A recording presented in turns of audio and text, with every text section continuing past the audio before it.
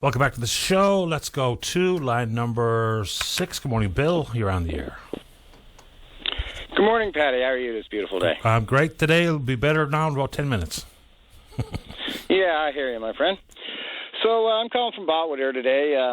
Member of Protect NL. I called in, first time speaking with you. I called in a couple of weeks ago. Got to speak with Russell regarding our Rally for the Rock and some information sessions we're having out here in Central, and with the intent, the plan is we're going coast to coast August 23rd to the 31st, ending up in St. John's for the Rally for the Rock. So we're trying to raise awareness for that out here out in the Exploits Valley, get volunteers on board with us. And you were correct. This is concerning the development of the wind energy here in the Exploits Valley and across the province. Fair enough. So when we talk about the Exploits Valley proponents, is there a couple of specific items where you think there's a lack of information, or what is your general concerns? Because we've heard a lot from the Port-au-Port Peninsula.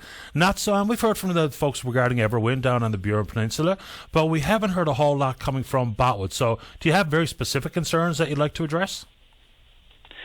Well, Patty, I can share a story with you. I was debating whether to do this, but your lead up to it seems to be the thing. So Monday was Botwood Day here in Botwood, and so I went down to the opening ceremonies and listening to the mayor, and he introduced Dean Command, the project lead from Everick, the company out here. And anybody got any questions?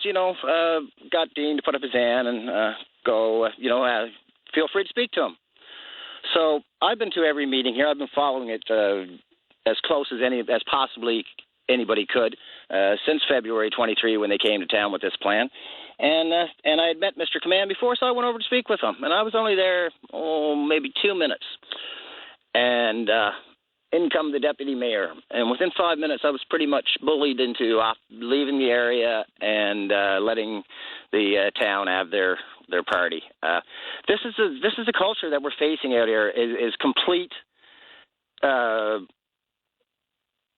stonewalling of all of our concerns and questions on this project, whether it's from the project or our town council or our provincial government. It's been so frustrating, Patty, and I thank you for all the attention you've given to this matter.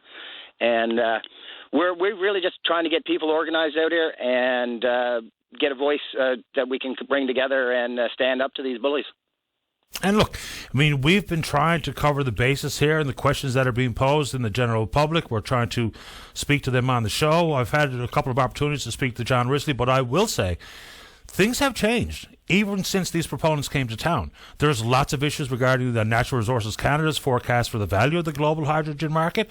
There's also still looming questions with government funding as to how they define green. There's still some questions about access to what water reservoirs are going to be used for the different proponents. We have a base understanding about World Energy GH2 and the old Abitibi Reservoir, which is not drinking water. So when the questions pop up, we're happy to ask them. And for folks who are in favor of, we're happy to have their perspective shared as well. But I've tried to turn over the stones to the questions that people are asking me to ask on their behalf.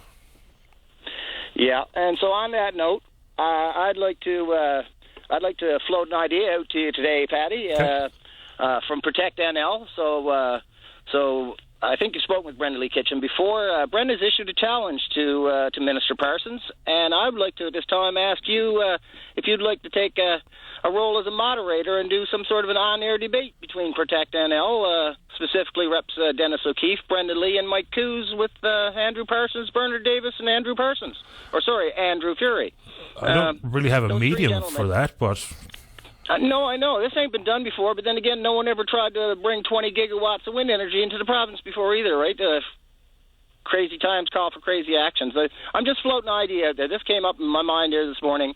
I bounced it off Brenda Lee. The challenge is out there on Facebook. It's something you can certainly think about.